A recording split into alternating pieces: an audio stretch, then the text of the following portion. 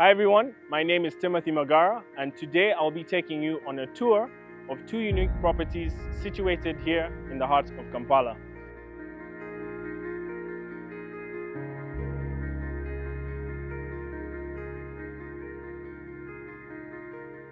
Now we're up here in Mengo Hill, which is one of the city's most elevated and historic neighborhoods.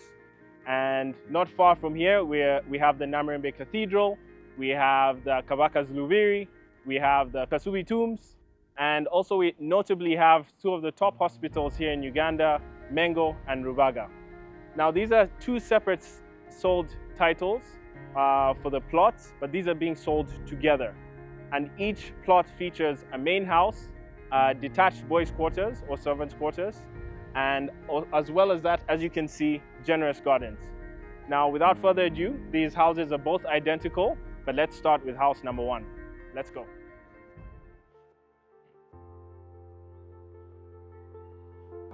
So we'll start off here with the main living area. This would serve as your main dining space and living room.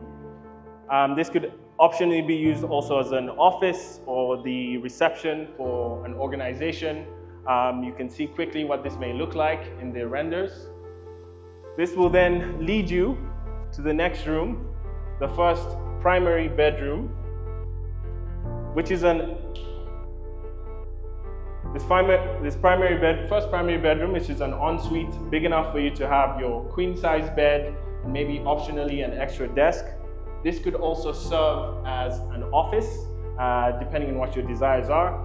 You have this that leads you to the ensuite bathroom.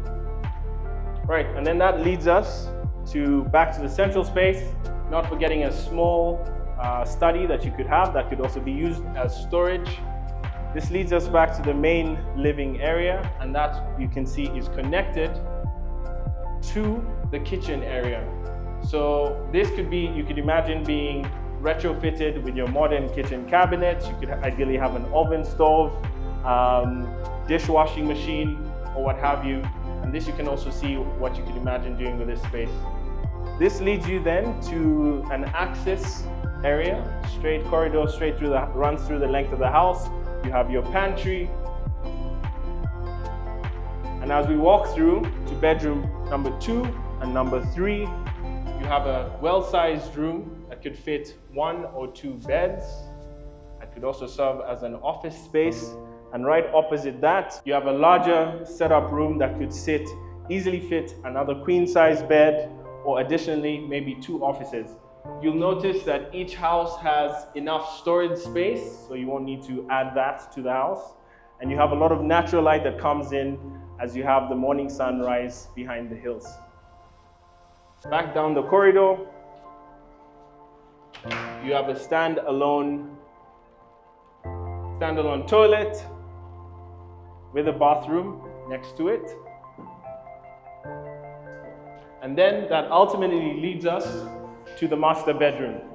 Now this is an amply, generously sized master bedroom that you could easily have a king-size bed, dressing table, an extra desk, an armchair could fit there. Again, you have enough storage, amply sized for the room.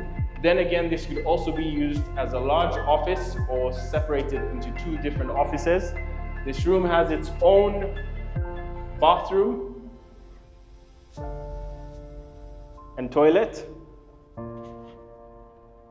So this takes us to the outside space. As you can see, the servants' quarters are not too far set from the primary building. And this then takes us outside to your parking space and to your garage space. Now this garage space can be used as either a garage, or it can also be used as your storage space, as you can see in some of the depictions. So this takes us back to the side of the servants' quarters.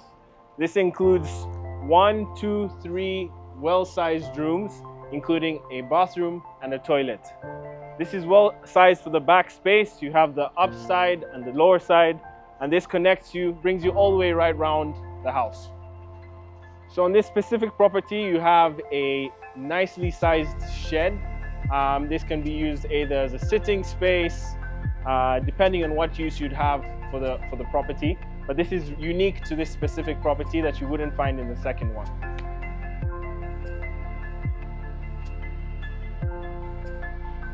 So then this brings us back out to the nice sized garden. And as you can see, the house is set up, elevated, where you can have great views of the city during the day and night, and primarily set up in a nice location in the city. So that was house number 1, and now we'll take you to house number 2, which is just on the lower side of the property.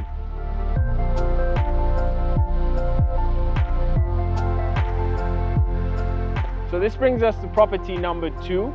As mentioned, both of the properties have identical layouts, but what's unique to property number 2 is the large layout of the garden, as well as 2 access points you have with gate 1 and gate 2 that allow you to drive through and have some parking. As you approach the house, at the entrance, you have this beautiful pergola that's overgrown with some vegetation and a shaded space that leads you into the property. So that wraps up our tour of these 2 incredible properties. If you're interested in making these 2 homes your own, or interested in taking a personalized tour, please feel free to reach out to the contacts on your screen.